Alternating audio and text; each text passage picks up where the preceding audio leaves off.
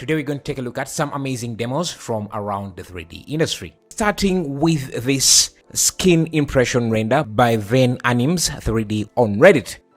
Makes you wonder what they're really making. Now that you are all thinking about cake, let's have some, courtesy of Apoxia, showing us his Houdini R&D, trying to figure out how to simulate and render realistic cake in Houdini.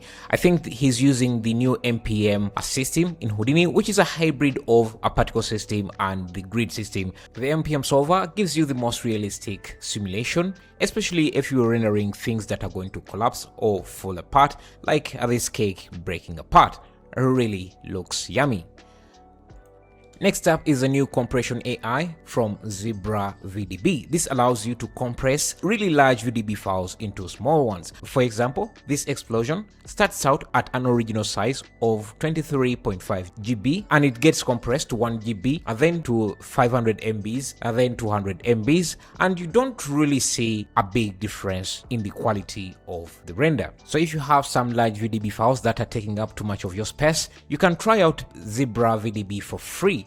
Next up is a mind-blowing RBD simulation that was done in Houdini, and this was posted by 80 Level for the Houdini 18 release. You can see there are hundreds, if not millions, of pieces that are shattering, breaking apart when the hammer comes down onto this building.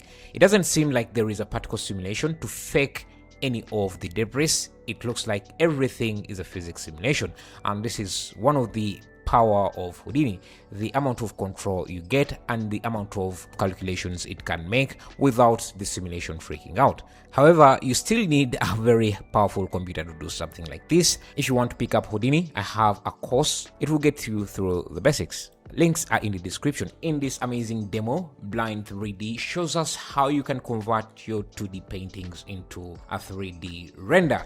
In the demo, he shows you how you can paint directly onto the meshes, how you can draw the brush strokes that you normally draw on a flat piece of paper directly onto the geometry and use it as a texture. Of course, you're going to need a little bit more than that. He also has a full 1-hour tutorial showing you all the steps from starting to end, and he's using 3ds Max and Cinema 4D for painting onto the mesh. These techniques can also be used in Blender to achieve the same results. Next up is an amazing motion graphic demo by Aftelina Graphics, showing us why Cinema 4D is the king of motion graphics. By layering different deformers and effectors, he morphs different shapes into a logo reveal and into different UI designs. If you're a user of Cinema 4D, he's also giving away the project file for free so that you can explore and see how he made these amazing animations.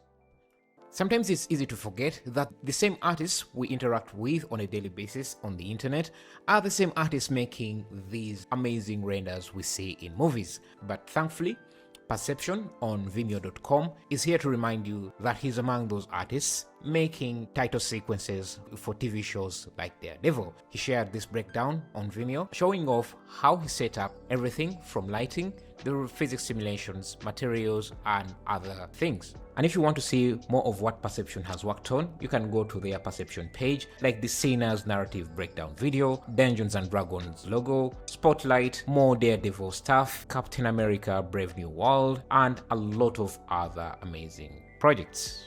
By now, I'm sure you already know what Gaussian splats are, but did you know that they can also work for video with full playback and just the ability to look around your world? Well, that's what Juan Lu shows us here in his X.com example. He gives us 4 videos showing off what Gaussian splats can do, and even showing us one where they're just recording day-to-day life on the street. If you grew up with 90s cartoons, this post will hit you differently. Ruba Hitam gave us a piece of nostalgia by giving us a retro anime-inspired look made in Cinema 4D. He's not just replicating the look, but the animation style as well, reducing the number of frames for the animation, really taking us back to the old sweet days.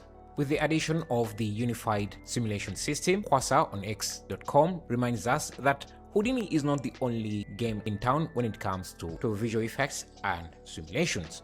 In this demo, he shows one use case for the unified system where you have cloth simulation interacting with RBD simulation, all working together without any hiccups. Take a look at this amazing render by GHT.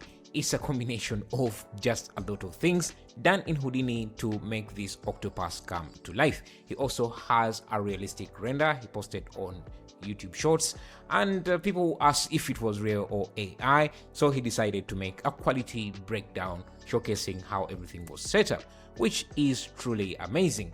And he doesn't stop there, he also has a course about Houdini showing you how to set up realistic simulations like this. So if you want to check it out, again, links are going to be in the description. Just amazing stuff. Next up is a stylized render by Sakura Rabbit.